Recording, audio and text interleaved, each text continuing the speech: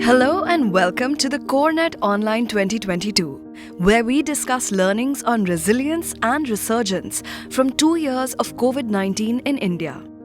Over the last couple of years, waves of COVID-19 upended the everyday life of many across the world, not just through the disease, but also through the consequences of the long lockdowns. This plenary aims to highlight how people and systems, such as specialized collaboratives, crowdfunding platforms, and civil society organizations, supported the system's response to the health and economic crisis.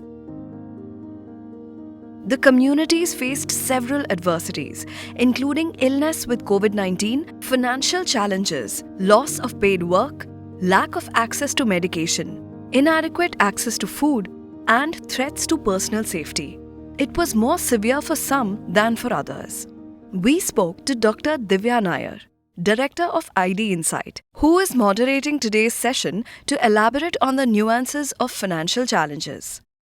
In the context of the pandemic, my sense is everybody was affected in various ways, whether it was health, but also, economic, social, mental influences. So there's a whole range of ways in which various groups were affected. But I think certain subpopulations really stand out.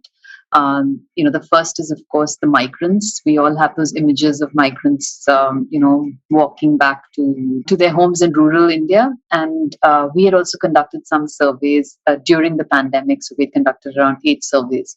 And what we found when we did these surveys early, around a month after the lockdown, was that migrant workers were almost 3 times as likely as their rural counterparts to have lost employment during lockdown. The other group that was affected was, even though men suffered higher mortality from COVID, women basically disproportionately were affected in a variety of ways.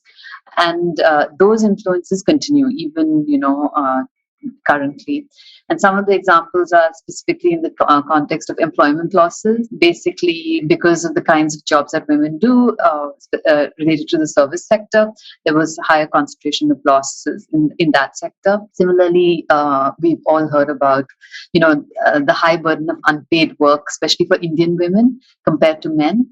Estimates say that Indian women, spend about 9.8 times more time on unpaid work than Indian men, and specifically during the pandemic, that disproportionate burden was really high. The COVID-19 pandemic is a stark reminder that risk is more systemic than ever in a globalized world. What began as a health disaster quickly became a socio-economic crisis with long-term consequences, thus highlighting the urgent need for a whole-of-society approach towards prevention and risk-informed recovery and development. Consensus on what community resilience is, how it should be defined, and what its core characteristics are does not appear to have been reached, with mixed definitions appearing in the scientific literature, policies, and practice. The definition of resilience itself changes depending on the discipline as well as the unit of analysis, individuals, groups, or systems. Without getting into that debate and keeping in mind the context of this discussion, let's go ahead with a working definition. When we say community resilience, we refer to the capacity of and actions or activities undertaken by individuals or groups towards adapting successfully to disturbances that threaten viability, well-being, or the development of what they construe as their community through harnessing resources available to them. We asked Dr. Divya Nair to elaborate on this further. One thing that I have studied in the past is, how do you kind of define resilience? And it is a very complicated construct. But I think one way to think about it is really that it's a resource that you can draw from, and it is limited in many ways, right? It's not unlimited. And so basically, if you already have those resources, then it's much easier for you to be able to kind of bounce back. And so providing communities with those resources, whether it is social capital, for example, in a rural context, or whether it is information about where they can get the resources that they need in terms of their, the services that are being provided naturally or on the fly. So they're the informational kind of pieces, and then there are the financial pieces. So there's the social, there's the informational, the financial pieces that are really important for communities to be able to draw from each other, but also to be able to kind of survive and thrive going forward. And the ability to kind of provide these services consistently, despite shocks, is what would in my mind, make keep societies, or I'm talking about communities actually, keep communities resilient. Some of the words that kind of come to mind are there are these three words of basically resist, recover, and reconstruct.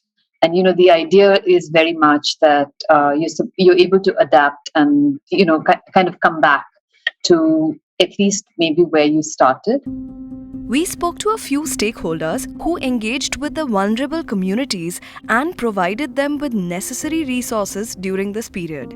One key insight they shared was that while women were most likely to be more adversely affected during the pandemic, they were also the key group that continued to bolster community resilience during this period through self-help groups or other on-ground initiatives. To elaborate on this further, we spoke to SM Vijayanand and Sajith Sukumaran, who were involved with Kudumbashree, a poverty eradication scheme driven by women established in Kerala. So we decided they will not be parallel to the local governments. They will work with the local governments. And we should protect the autonomy of both. That was the critical decision. These are local organizations of the people, civic organizations, and the social organizations. The others are political organizations. So they need to work together, and they need to talk to each other. They need to share information, but one is not under the other. Respect each other's autonomy. In the immediate context of COVID, what really happened was the situation was very peculiar. So that communication channel or that system just broke down in the early period of the lockdown. But at the same time, Kudumbashree could realize and understand that there was a potential which could be tapped for communicating messages that the government wanted to tell the people, the health system wanted to tell the people. That's where we realized that over the years, a large number of people in the system has smartphones and have started using IT as platforms, apps, etc. And there were, in a very short time, there were close to 2 lakh WhatsApp groups formed across the state at different levels. And in no time, around 22.5 lakh members were part of these groups. That's half of the Kudumbashree membership base. But because of the neighborhood group coverage or the orientation, this kind of a communication system could take messages across the states to everywhere. Another insight we gained was regarding the importance of connecting vulnerable people to the schemes they were eligible for. In the face of large-scale job losses, people needed cash transfer more than ever before, as well as a quick understanding and clear information about entitlements. We spoke to Aniket Doegar, founder of Haqdarshak, an organization that connects people with their entitlements through a simple technology platform to learn about adapting during this period. So one of the biggest challenges we faced was in our entrepreneurship model was around patriarchy. Because what happened was that because of COVID, all the students started accessing school online. Men who were in urban areas as migrants came back to villages. So our women entrepreneurs didn't have access to smartphones anymore because they were the last in the line to get smartphones in the house. They are given the last priority, right? It is first given to the husband or a father or the children. So that impacted us. And our entrepreneur number went down. So we added a lot of new models. So we basically expanded our work. We have tripled our number of applications. Today we reach 150,000 families a month. Before COVID, we were reaching about 25,000-30,000 families a month. So I think in terms of expanding our capacity, to really work with the interested organizations, because, like I said, there is this real focus on welfare and social schemes. The second was we opened up new verticals. So we started, apart from informal workers and rural families, which is our core focus, we also opened up MSMEs. So we realized that there is a lot of social security, formalization and government benefits there for small micro businesses, which are 90% of our ecosystem. And we've also launched our own Yojana Kendras, which are our physical centers. So we innovated on the execution piece, which I mean, thinking on only two main aspects, which is scale and sustainability. The third key insight was on building economic resilience by supplementing for lost income due to the pandemic. This is where donors stepped in. The India Giving Report 2021 looked at everyday giving and found that 85% of the respondents had supported charities or their community in direct response to the pandemic.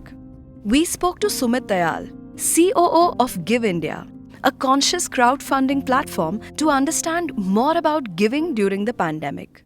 So the spike in donations, it wasn't even a growth.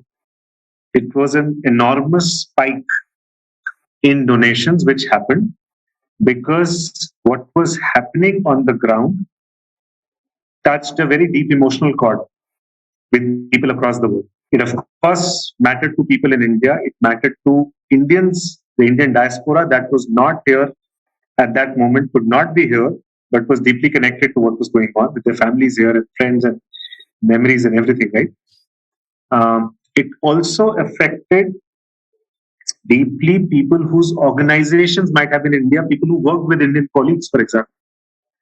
So we saw spikes happen in each and every segment of donors. And it was simply because of the enormity of what was happening. We've seen 5x, 6x, 10x growths that happened in the COVID period. That was the only reason why COVID relief could also happen at the scale that it did. Because all of it, especially the second wave. In the first wave, if the focus was the migrant crisis, the intervention for a lot of NGOs was meals, right? People did not have food. In the second wave, it was oxygen equipment. If you look at the cost per beneficiary of the two, oxygen equipment is drastically higher as compared to meals, right? The money that you need for that is drastically higher than what it would be in the first wave. And the only reason that happened was because donations went through a massive spike. So GiveIndia was running a cash relief program through the second wave. We were essentially giving a grant of 30,000 rupees to a family that had lost any member of the family due to COVID. And what is the situation in that family? That person who's no more could have been the breadwinner of the family, could have been a member of the family supporting the family in many different ways. And when a sudden loss in the middle of a crisis happens, you need the ability to get back on your feet. This is not sustenance for life. This isn't livelihoods. This isn't long-term systemic change. Meant for a family that has been hit very hard in the worst possible environment, needing some immediate assistance to get back on their feet, from where they will find the way on what to do next. In the pre-pandemic world, we saw established processes that had been built over time to support vulnerable populations and enable financial, social, and informational support systems. However, with the disruption of these processes and increasing vulnerabilities during the pandemic, communities, organizations, and processes needed to adapt quickly in order to respond to existing and new requirements.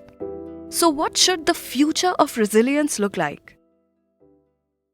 It really needs systemic system building. And system building, what I like about the panel that we are putting together is that there's the government that has a responsibility to provide a range of public services to its citizens, but along with that, citizens also really kind of are able to step in to at least connect to the state, but in some cases also kind of replace where the state is not able to provide services.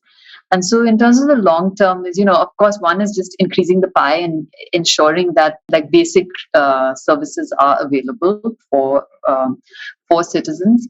But apart from that is improving the efficiency of that, via a variety of ways, I think is what will really kind of help long term, welfare, I guess, which is the outcome that we're trying to optimize for.